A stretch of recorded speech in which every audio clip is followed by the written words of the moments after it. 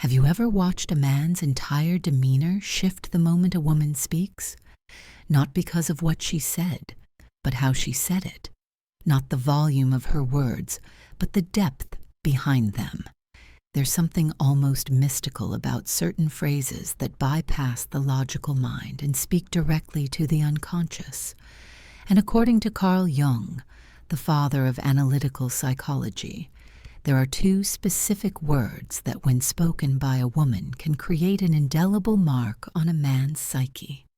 Words so simple, so deceptively ordinary, that most women never realize the profound power they hold. But here's what's fascinating. It's not about manipulation or games. It's about tapping into something far more ancient, something that Jung called the collective unconscious, a realm where symbols and archetypes live, where the deepest human connections are forged, not through strategy, but through authentic presence. These two words don't work because they trick the mind. They work because they awaken something primal, something that recognizes truth when it hears it.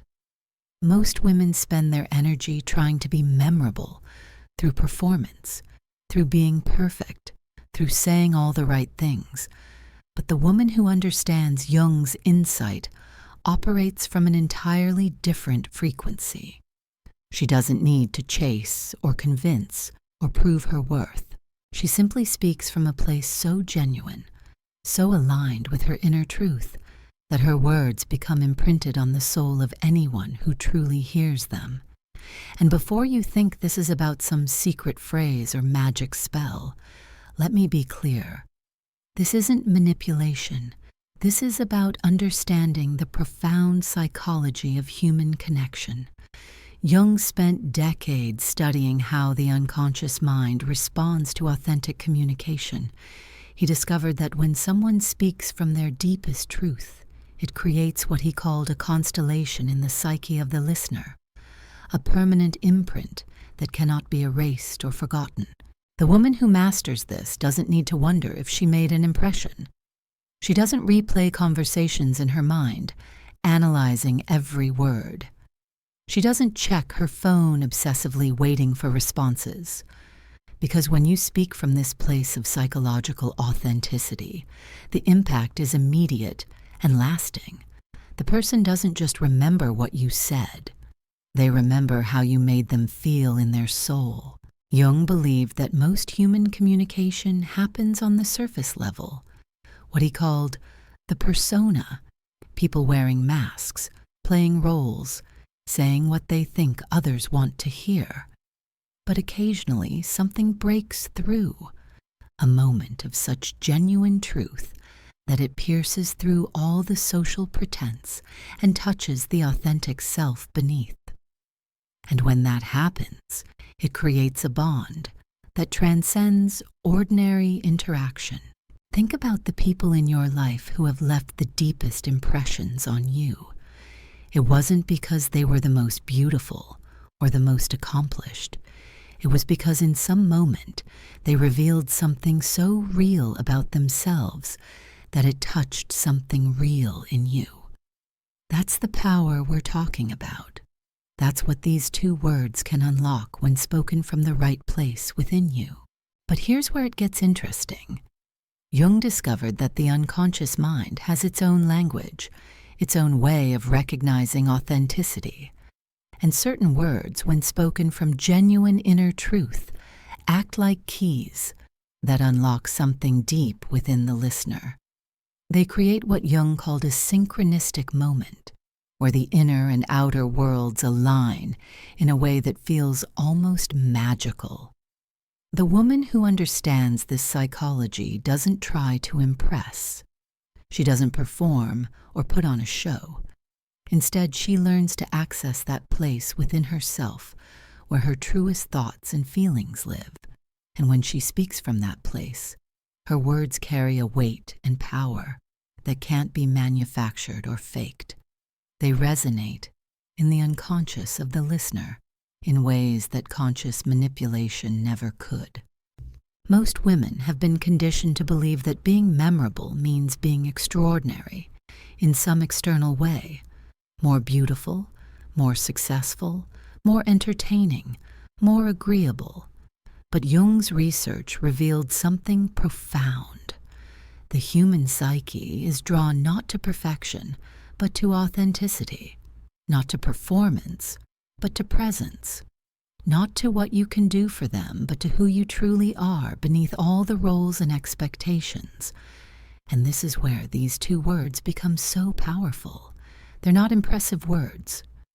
They're not clever or witty or designed to get attention. In fact, they're so simple that most people overlook their significance entirely. But when spoken from a place of genuine self-awareness, they create a moment of such authentic connection that it becomes permanently etched in the other person's memory. Jung called this the difference between having an experience and being moved by an experience. Most interactions are quickly forgotten because they happen only on the surface level. But when someone encounters genuine authenticity, it moves them in their depths. It touches something in their unconscious that recognizes truth. And that kind of encounter doesn't fade with time. It actually grows stronger. The woman who has learned to speak from this place of inner authenticity becomes unforgettable, not because she tries to be, but because she's willing to be real. She's willing to drop the masks and pretenses that most people hide behind. She's willing to risk being seen for who she truly is, and that willingness, that courage to be vulnerable and authentic, is what creates the deepest and most lasting impressions. But here's what most women don't understand. This isn't about being weak or needy or oversharing your problems. Jung was very clear that authentic communication comes from a place of inner strength, not inner emptiness. It's about being so secure in who you are that you can afford to be real, so centered in your own worth that you don't need to perform or pretend. The woman who masters this psychology understands that true power lies not in controlling how others perceive her, but in being so aligned with her authentic self that her very presence becomes magnetic. She doesn't need to chase or convince or prove anything.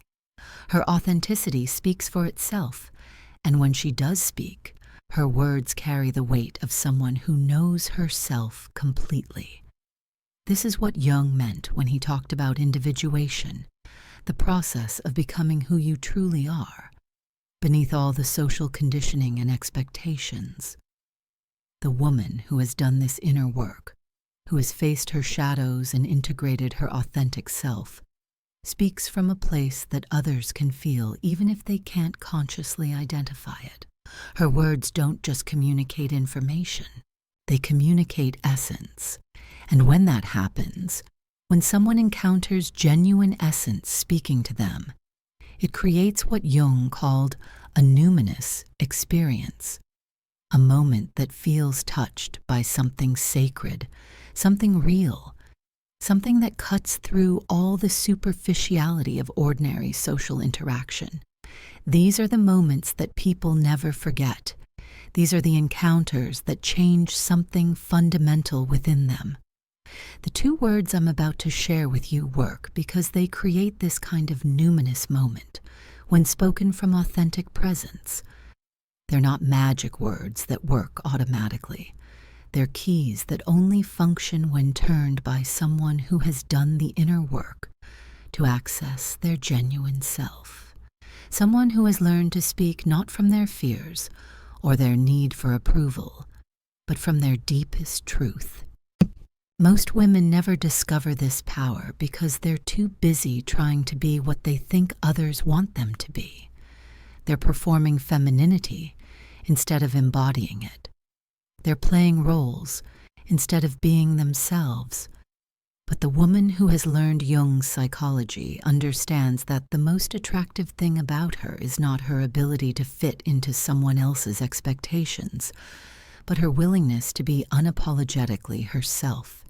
And these two words, when spoken from that place of authentic self-knowledge, don't just make you memorable. They make you irreplaceable, because anyone can perform a role, but only you can be authentically you. And when someone encounters that authentic you speaking truth, it touches something in them that recognizes the rarity of such genuine presence in a world full of masks and pretenses. But here's where most women stumble. They think authenticity means dumping their emotions or oversharing their struggles. They confuse vulnerability with weakness, transparency with desperation.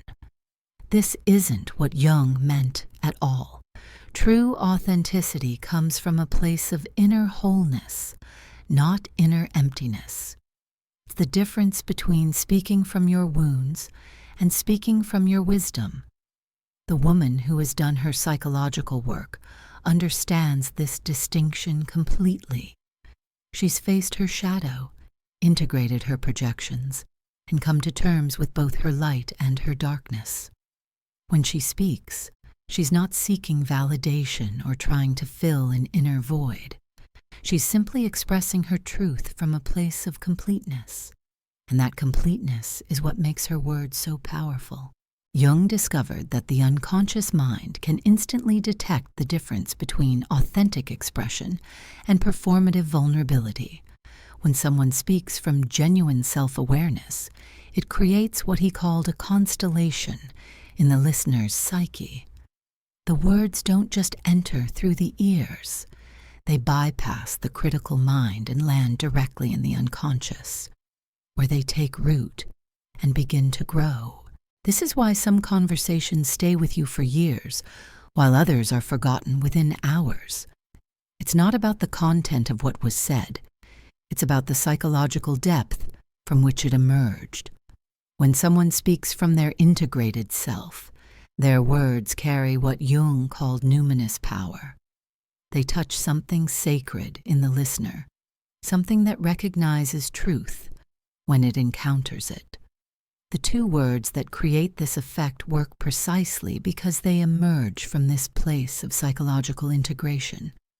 They're not calculated or strategic. They don't come from the ego trying to make an impression.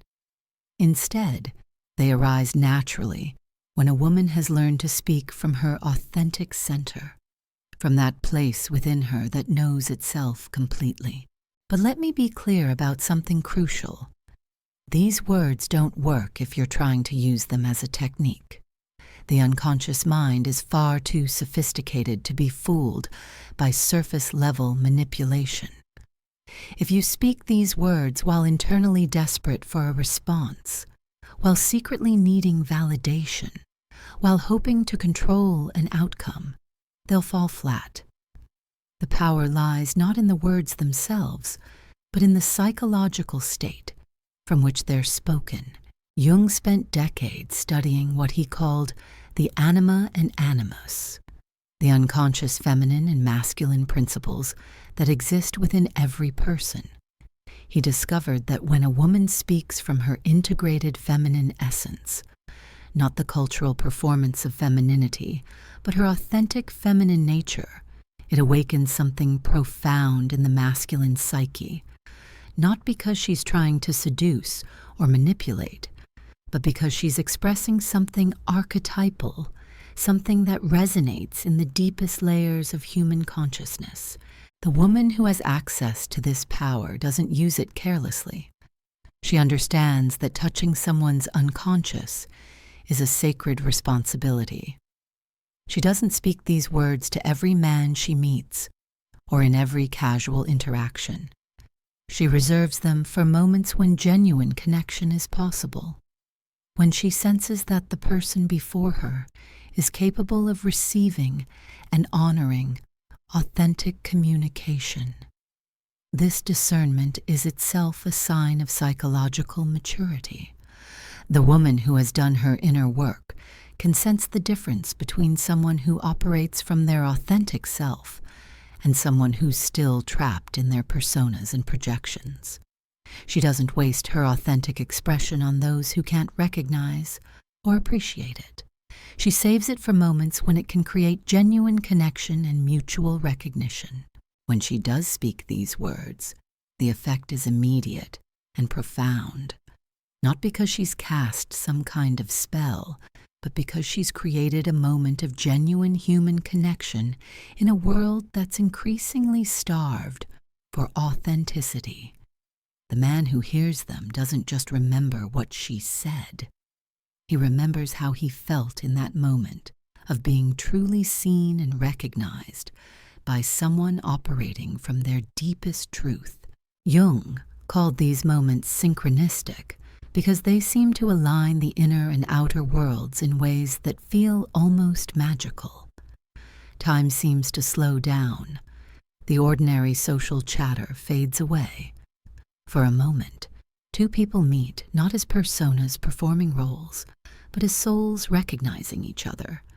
And those moments of recognition create bonds that transcend ordinary attraction or compatibility.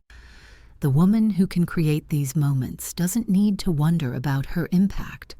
She doesn't replay conversations obsessively or check her phone compulsively. She knows that when genuine connection occurs, it leaves its mark.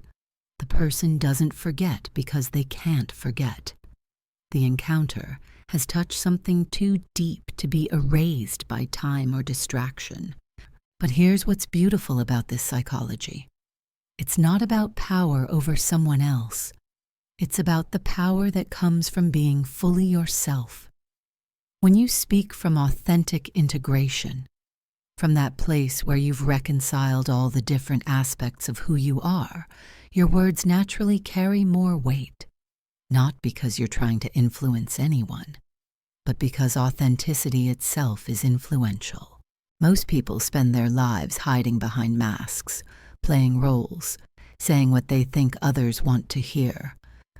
When they encounter someone who has the courage to drop those masks and speak from genuine truth, it's like finding water in a desert. They don't just remember the encounter, they're changed by it, because authentic presence has the power to awaken authenticity in others. This is why Jung believed that individuation, becoming who you truly are, is not just a personal journey, but a social responsibility. When you do the work to integrate your authentic self, you give others permission to do the same. When you speak from genuine truth, you create space for others to speak their truth as well. The ripple effects extend far beyond the immediate interaction. The two words that create this transformation work because they represent the culmination of this psychological process. They're not just words. They're expressions of a woman who has learned to inhabit her own depths, who has faced her shadows and claimed her light, who no longer needs to perform or pretend because she's learned to simply be. And when such a woman speaks, when she allows her authentic essence to emerge through language, something sacred happens. The ordinary becomes numinous. The casual becomes profound. The moment becomes eternal. Because she's not just communicating information, she's sharing her soul. And the soul, once glimpsed, is never forgotten. Jung understood that these moments of authentic encounter are what make life worth living. They're what transform ordinary existence into something meaningful and profound. They're what create the bonds that sustain us through life's inevitable challenges and changes. And they're available to anyone willing to do the inner work necessary to access their authentic self. But most women never reach this level of psychological development because they're afraid of what they might discover about themselves. They're terrified that if they remove all the masks and pretenses, there won't be anything valuable underneath. They've been conditioned to believe that their worth lies in their ability to please others, to fit into expectations, to be what someone else needs them to be. So they never venture into the depths where their authentic power actually resides. Jung called this the fear of individuation, the terror of becoming who you truly are. Because once you've seen yourself clearly, once you've integrated your shadow and claimed your authentic essence, you can never go back to unconscious living. You can never again pretend that the masks are real or that the performances matter. And that level of awareness comes with a responsibility that many people find overwhelming. The woman who has crossed this threshold operates from an entirely different paradigm. She's no longer seeking external validation because she's found internal validation. She's no longer trying to prove her worth because she knows her worth. She's no longer performing femininity because she's embodying it from the inside out. And this inner transformation changes everything about how she moves through the world. When she speaks, people listen, not because she demands attention, but because her words carry the weight of someone who has done the work. When she's silent, people feel her presence, because she's not hiding or performing or trying to manage impressions. She's simply being present with whatever is arising in the moment.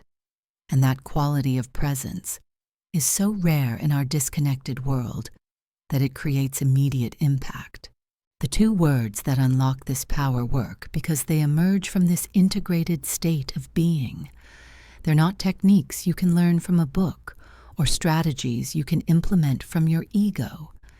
They arise naturally when you've done the psychological archaeology necessary to uncover who you really are beneath all the conditioning and expectations and cultural programming.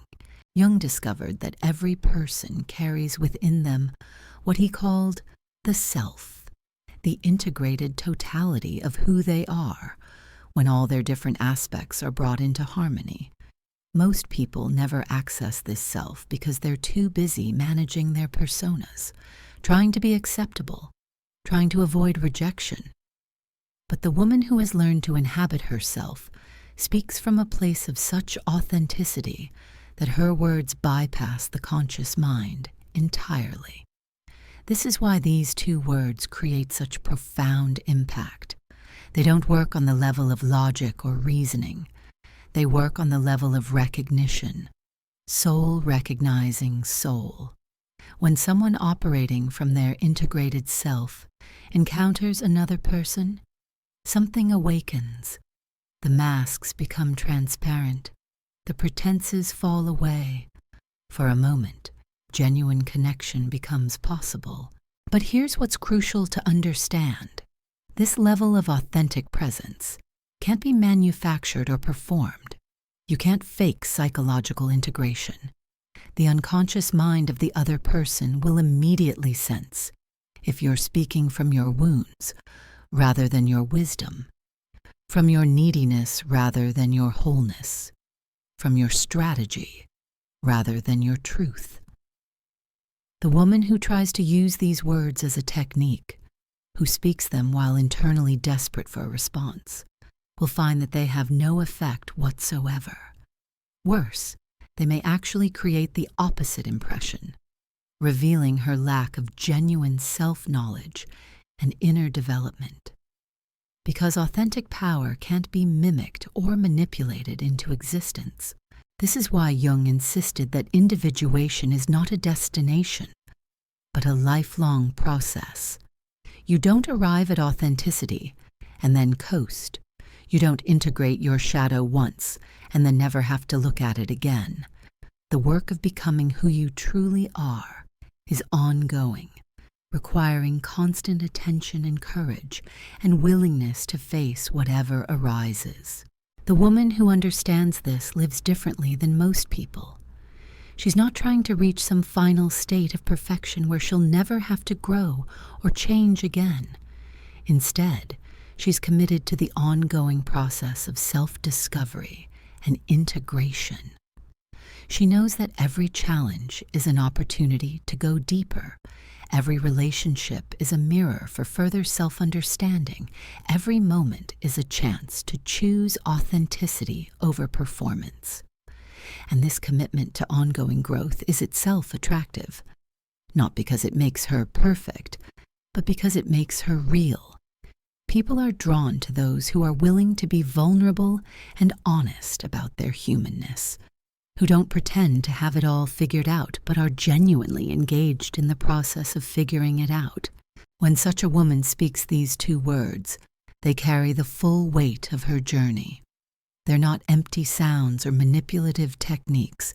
They're expressions of a soul that has learned to know itself, to accept itself, to speak from its deepest truth. And that truth has a power that can't be manufactured or taught or learned from the outside. Jung observed that when two people meet at this level of authenticity, something sacred occurs. Time seems to suspend itself. The ordinary world fades into the background. For a moment, two souls recognize each other across all the barriers that usually separate us. And in that recognition, something permanent is created, something that can't be undone or forgotten. The man who experiences this recognition doesn't just remember the woman who created it. He's changed by the encounter. Something in him awakens that may have been dormant for years. He remembers what it feels like to be seen, not for his achievements or his potential or his ability to provide, but for who he truly is beneath impact. They don all the roles and expectations. This is why these words create such lasting appeal to the ego or the mind or even the emotions in any ordinary sense. They speak to the soul, to that part of us that recognizes authentic presence when it encounters it. And the soul, once touched, never forgets. But let me address something that many women worry about. They fear that if they become too authentic, too real, too willing to show their depths, they'll somehow become less attractive or desirable. They've been taught that mystery and unavailability are what create attraction, that showing too much of themselves will kill the romance or the intrigue. Jung's psychology reveals this to be a profound misunderstanding. True mystery doesn't come from withholding information or playing hard to get. It comes from being so psychologically deep that there are always new layers to discover. The woman who has done her inner work becomes more mysterious as you know her better, not less, because she's accessing dimensions of herself that most people never even know exist. The shallow mystery of unavailability is quickly solved. Once you figure out the pattern, once you understand the game being played, the intrigue dies. But the mystery of authentic depth is inexhaustible. The more you explore, the more there is to discover. The more you understand, the more you realize how much more there is to understand. This is the kind of woman who haunts a man's thoughts, not because she's withholding or manipulative, but because she's revealed glimpses of depths he's never encountered before. He finds himself thinking about conversations they had months ago, still discovering new layers of meaning in things she said. He can't forget her because she touched something in him that he didn't even know existed. The two words that create this effect work precisely because they emerge from these psychological depths. They're not surface-level communication. They're expressions of someone who has learned to inhabit the full spectrum of her being, who can speak from places within herself that most people never access. When she speaks these words, she's not trying to create an impression or manage an outcome. She's simply allowing her authentic truth to emerge through language. And that truth, expressed with the full weight of her psychological development behind it, creates ripples that extend far beyond the immediate moment. The man who hears them feels something shift inside himself, not because he's been manipulated or seduced, but because he's encountered something real in a world full of pretense. He's been reminded of what genuine human connection feels like. He's been shown what's possible when someone has the courage to drop their masks and speak from their soul. This is why Jung believed that authentic encounter between two integrated individuals could change the world. Not through grand gestures or dramatic actions, but through the simple, radical act of being genuinely present with another human being, When this happens, both people are transformed. They remember what it means to be truly seen and recognized for who they are. The woman who can create these moments of recognition carries a tremendous responsibility. She's not just affecting one interaction or one relationship. She's modeling what authentic presence looks like. She's demonstrating what's possible when someone has done the work of becoming who they truly are. She's lighting a fire that can spread far beyond her immediate circle. But she doesn't carry this responsibility as a burden. She carries it as a gift, because she's discovered that living authentically, speaking from genuine truth, creating real connection with others, is not just what makes her memorable to them. It's what makes life meaningful for her. Jung understood that we don't find purpose and fulfillment in external achievements or acquisitions. We find them in moments of genuine connection, in experiences of authentic encounter, in the ongoing process of becoming more fully ourselves. The woman who has learned to speak from this place has tapped into something that makes every interaction potentially sacred. And these two words, when they finally emerge from such a woman, don't just make her unforgettable. They make the moment unforgettable. They create what Jung called a synchronistic experience, where the inner and outer worlds align in ways that feel touched by something greater than ourselves. The man who receives these words doesn't just remember what she said. He remembers how the world felt different in that moment. He remembers the sense that something significant had just occurred, that he'd encountered something rare and precious. He remembers feeling more alive, more present, more himself than he had in a long time. This is the true power of authentic communication. It doesn't just convey information. It awakens presence. It doesn't just express thoughts. It touches souls. It doesn't just create memories. It creates transformation. And this transformation begins with understanding something that Jung discovered through decades of clinical observation. The unconscious mind doesn't respond to what we think we're communicating. It responds to the psychological state from which we're communicating. When a woman speaks from fear, from neediness, from the desire to control an outcome, her words carry that energy, regardless of what she actually says. The listener's unconscious picks up on this immediately, even if they can't consciously identify why something feels off. But when she speaks from her integrated self, from that place of psychological wholeness that Jung called individuation, her words carry an entirely different frequency. They resonate with what he termed the archetypal feminine, that ancient wisdom that exists beyond cultural conditioning and social programming. This isn't about playing a role or performing femininity. This is about accessing something far more primal and authentic. Jung observed that most people live their entire lives without ever speaking from this place. They communicate through their wounds, through their unhealed patterns, through their desperate need for validation and approval.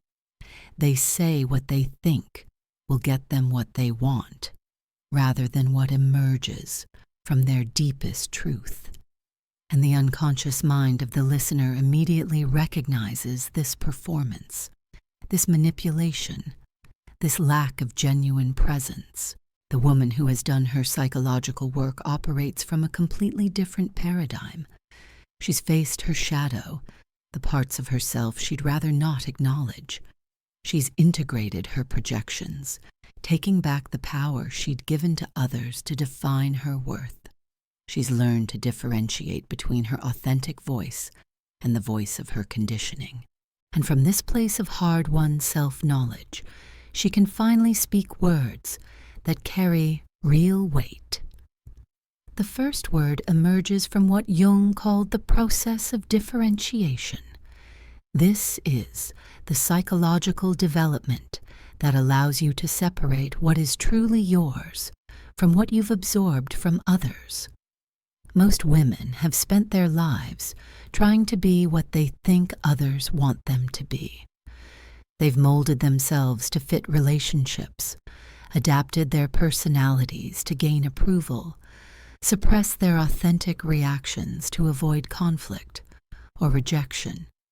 But the woman who has learned to differentiate knows where she ends and others begin. She's reclaimed her own thoughts, her own feelings, her own desires from the collective expectations that once defined her. And when she speaks from this place of psychological sovereignty, her words carry an authority that can't be questioned or dismissed. The first word is simple, almost too simple. But when spoken from this place of authentic self-ownership, it becomes revolutionary. It's the word that establishes her as someone who knows herself completely, someone who has stopped seeking external validation because she's found internal validation, someone who no longer needs permission to exist as she truly is. Jung discovered that this word, when spoken from genuine self-knowledge rather than reactivity or defensiveness, creates what he called a constellation in the listener's unconscious. It awakens something that recognizes authentic authority when it encounters it, not the false authority of someone trying to control or dominate, but the quiet authority of someone who has learned to govern herself. Most women are terrified to speak this word, because they've been conditioned to believe that their worth lies in their ability to accommodate, to please, to make others comfortable. They've been taught that asserting their own reality is selfish, or difficult, or unfeminine. So they spend their lives saying yes when they mean no, agreeing when they disagree, smiling when they want to scream. But the woman who has done her inner work understands that authentic femininity isn't about endless accommodation. It's about being so secure in her own center that she can afford to be honest about her boundaries, her preferences, her truth. When she speaks this first word, she's not being difficult or demanding. She's being real. And that reality has a magnetic quality that draws people toward her rather than pushing them away. The word creates impact precisely because it's so rare. In a world where most people are desperate to be liked and accepted, encountering someone who values authenticity over approval is like finding an oasis in a desert. The man who hears this word spoken from genuine self-knowledge doesn't feel rejected or dismissed. He feels intrigued by someone who clearly knows her own mind. Jung understood that this kind of psychological differentiation is attractive because it signals emotional maturity.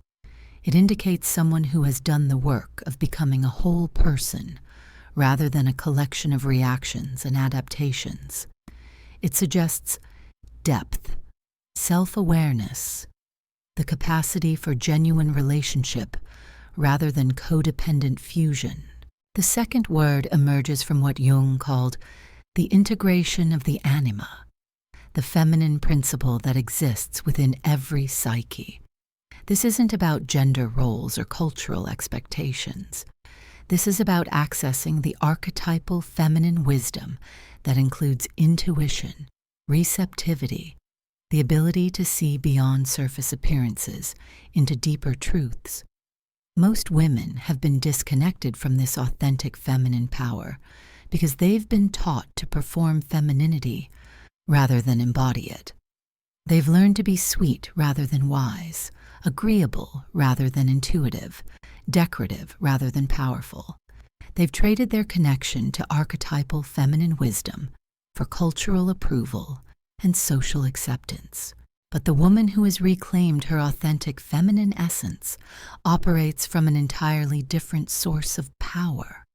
She's learned to trust her intuition, to honor her emotional intelligence, to speak from the deep knowing that exists beneath conscious thought. And when she accesses this wisdom, Her words carry a quality that Jung called numinous power. This second word, when spoken from integrated feminine wisdom, doesn't just communicate information, it reveals insight. It doesn't just express opinion, it shares truth. It doesn't just make conversation, it creates connection at a soul level that most people have never experienced. Jung observed that when someone encounters this kind of authentic feminine wisdom, it awakens something dormant in their own psyche. It reminds them of what they've been missing in a world that has largely lost touch with archetypal wisdom. It creates a longing for the kind of depth and authenticity that this word represents. The man who hears this second word, spoken from genuine feminine integration, doesn't just find it attractive. He finds it transformative. It touches something in his unconscious that recognizes ancient wisdom when it encounters it. It awakens a hunger for the kind of woman who can access these depths, who can speak from places within herself that most people never even know exist. Together, these two words create what Jung called a synchronistic moment. The first establishes her psychological sovereignty, her capacity to know and assert her own truth. The second reveals her access to archetypal feminine wisdom, her ability to see and speak from depths that most people fear to explore. Combined, they create a portrait of a woman who has done the work of becoming fully herself. But here's what's crucial to understand. These words only work when they emerge from genuine psychological development. If you try to speak them as techniques, if you use them while internally desperate for validation or approval, they'll feel hollow and manipulative. The unconscious mind of the listener will immediately detect the incongruence between what you're saying and what you're actually feeling. Jung was clear that authentic power can't be performed or pretended. It can only emerge from actual psychological development, from the hard work of facing your shadows and integrating your authentic self. The woman who tries to shortcut this process by using these words as strategies will find that they not only don't work, but actually reveal her lack of genuine self-knowledge. This is why most women never discover this power. They're looking for external techniques when what's required is internal transformation. They want to learn what to say when what they need is to become someone worth listening to. They're seeking formulas when what's needed is psychological development that can't be rushed or bypassed. The woman who has done this work doesn't need to remember to use these words. They arise naturally from her integrated state of being. She doesn't strategize about when to speak them, because they emerge organically when authentic communication becomes possible. She doesn't worry about their effect because she's not speaking them to create an effect, but to express her truth. Jung discovered that this kind of authentic expression creates what he called participation mystique, a psychological state where two people meet beyond their personas and social roles.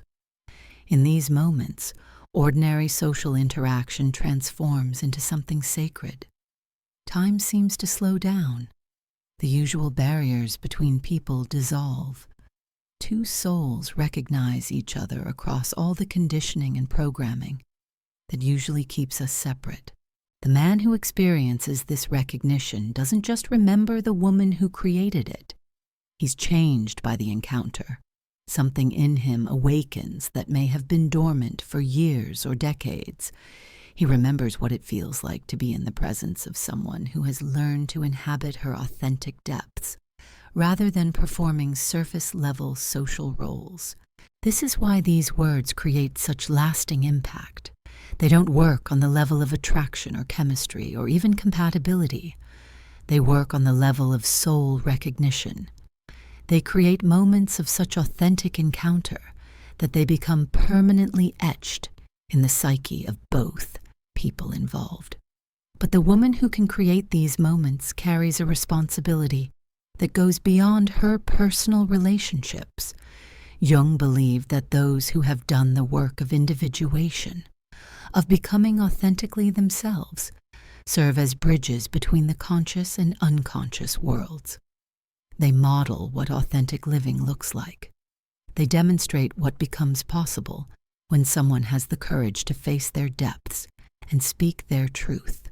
Every time such a woman speaks from her integrated self, she creates ripples that extend far beyond the immediate interaction. She reminds others of what they've forgotten about authentic presence. She awakens longings for the kind of depth and realness that her words represent. She plants seeds that may not bloom until much later, but will eventually transform how that person relates to themselves and others. This is why Jung saw individuation not just as a personal journey, but as a contribution to the collective healing of humanity. When someone learns to speak from their authentic depths, they give others permission to do the same. When someone models psychological courage, they make it easier for others to find their own courage. When someone demonstrates what integrated feminine wisdom looks like, they awaken that potential in everyone they encounter. The two words that unlock this power work because they represent the culmination of this psychological development. They're not just words. They're expressions of a woman who has learned to inhabit her full psychological spectrum, who has integrated both her strength and her wisdom, who can speak from places within herself that most people spend their lives avoiding. And when such a woman finally speaks these words, something sacred occurs. The ordinary becomes numinous. The casual becomes profound. The moment becomes eternal. Because she's not just sharing information or making conversation. She's offering a glimpse into what becomes possible when someone has done the work of becoming fully human. The man who receives this gift doesn't just remember what she said. He remembers how he felt in that moment of being recognized and seen by someone operating from such depth. He remembers the sense that something significant had occurred, that he'd encountered something rare and precious in a world full of superficial interactions. But perhaps most importantly, he remembers feeling more himself in her presence than he had in years, because this is what happens when someone who has done their psychological work encounters another person. They don't try to change or fix or improve anyone. They simply create space for others to access their own authentic depths, their own capacity for genuine presence, their own ability to speak from truth rather than performance. This is the ultimate gift of a woman who has learned Jung's psychology. She doesn't just become unforgettable herself. She awakens in others the possibility of living memorably, of speaking authentically, of creating the kind of connections that make life worth living. And in a world that has largely forgotten what genuine human encounter looks like, this is perhaps the most revolutionary act of all. The first word is deceptively simple, so simple, in fact, that most women dismiss it as insignificant, even weak. But Jung understood that the most profound truths often hide in the plainest language. This word doesn't announce itself with drama or demand attention through volume. Instead, it emerges from a place so deep within the psyche that when spoken authentically, it reverberates through the unconscious like a bell struck in a cathedral. This word is no, but not the no that comes from reaction, from anger, from the need to push back against pressure. Not the no that emerges from wound or defensiveness or the desire to punish. The no that carries archetypal power is something entirely different. It's the no that arises from what Jung called the integrated self, from a woman who has learned to honor her own inner truth above all external demands for compliance.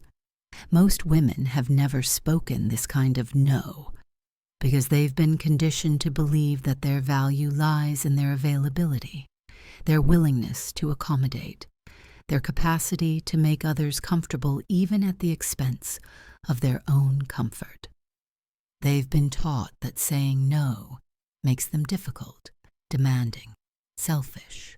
So they spend their lives saying yes when every fiber of their being screams otherwise. But the woman who has done her psychological work understands something that transforms everything.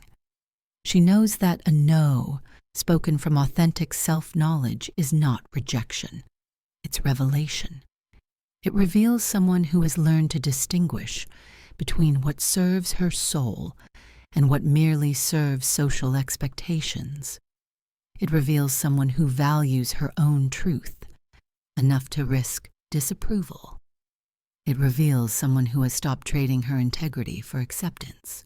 Jung discovered that this kind of authentic boundary setting creates what he called a magnetic field around the person. Not because they're being difficult or withholding, but because they're demonstrating something incredibly rare in our world. They're showing what it looks like to be governed by internal wisdom rather than external pressure. And the unconscious mind recognizes this as a form of psychological sovereignty that's both attractive and inspiring. When a woman speaks this no from her integrated self, something shifts in the energy between her and the person receiving it. Instead of feeling rejected or dismissed, they often feel intrigued. They sense that they're in the presence of someone who knows herself so completely that she can afford to be honest about her boundaries.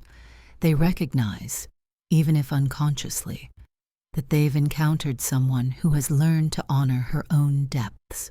The man who hears this authentic no doesn't experience it as a door slamming shut.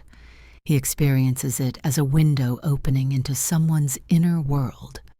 He glimpses a woman who has done the work of becoming psychologically whole, who no longer needs to perform or pretend or sacrifice her truth for approval.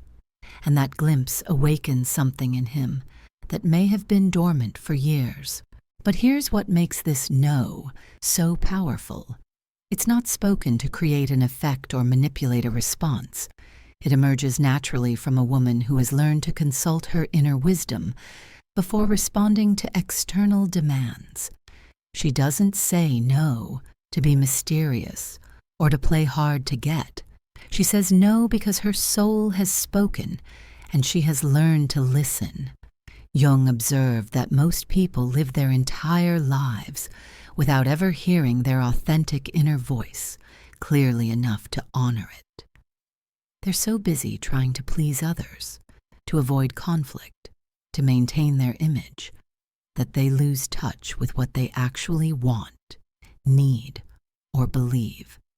But the woman who has learned to access this inner wisdom operates from an entirely different paradigm. She has learned to pause before responding, to check in with something deeper than her immediate reactions or her conditioned responses. She has developed what Jung called a relationship with the unconscious, the ability to access wisdom that exists beneath conscious thought. And when she speaks from this place, her words carry a weight that can't be manufactured or performed. This no becomes a revelation of character. It shows that she has learned to value her own truth above social harmony. It demonstrates that she's willing to risk disapproval rather than betray her inner knowing. It reveals that she has developed what Jung called psychological differentiation, the ability to know where she ends and others begin. Most women are terrified to speak this kind of no because they've been taught that their worth depends on their agreeableness, their willingness to accommodate, their capacity to make others happy. They fear that asserting their boundaries will make them unlovable, that honoring their truth will leave them alone, that speaking authentically will cost them relationships. But Jung's research revealed something profound. The people worth having in your life are drawn to authenticity, not performance. They're attracted to someone who knows herself well enough to have real boundaries, not someone who agrees with everything to avoid conflict. They want to connect with a genuine person, not a collection of people-pleasing behaviors. The woman who has learned to speak this authentic no discovers something that transforms her entire relationship to herself and others. She finds that people respect her more, not less. They seek her opinion because they know it's genuine. They value her yes because they know it's real. They trust her because they can sense that she speaks from truth rather than strategy. But the power of this word goes beyond its immediate impact. Jung understood that when someone encounters authentic boundary setting, it awakens their own capacity for psychological honesty. The man who hears this genuine no is reminded of what authentic communication looks like. He's shown what becomes possible when someone has done the work of becoming psychologically whole. This creates what Jung called a constellation in the unconscious. The encounter with authentic self-knowledge awakens the listener's own longing for that level of psychological development. They begin to question their own patterns of accommodation and performance. They start to wonder what it would feel like to speak from such deep self-knowledge. The second word emerges from what Jung called the integration of the anima, the feminine principle that exists within every psyche. This isn't about cultural femininity or social roles. This is about accessing the archetypal wisdom that includes intuition, the ability to see beneath surface appearances, the capacity to speak truth that emerges from beyond logical thought. This word is yes. But like the first word, this yes is something entirely different from what most people imagine. It's not the desperate yes of someone seeking approval or validation. It's not the automatic yes of someone who hasn't learned to consult their inner wisdom. It's not the fearful yes of someone who believes their worth depends on their agreeableness. The yes that carries archetypal power is what Jung called an affirmation of the self. It's the yes that emerges when a woman has learned to recognize what truly serves her soul's development. It's the yes that arises when she encounters something that resonates with her deepest truth. It's the yes that flows from authentic desire rather than social obligation. Jung discovered that this kind of authentic affirmation creates what he called a numinous moment. When someone speaks yes from genuine inner alignment, from real recognition of what serves their highest development, it creates an energy that others can feel even if they can't consciously identify it.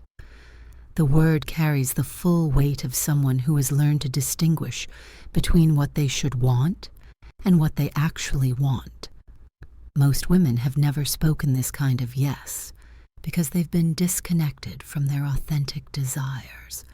They've been so busy trying to want what they're supposed to want, to desire what makes them acceptable, to affirm what keeps them safe, that they've lost touch with what actually moves them at a soul level. But the woman who has done her psychological work has learned to access what Jung called the wisdom of the unconscious. She has developed the ability to sense when something truly resonates with her authentic self versus when it merely appeals to her conditioned responses. She can differentiate between what excites her ego and what nourishes her soul.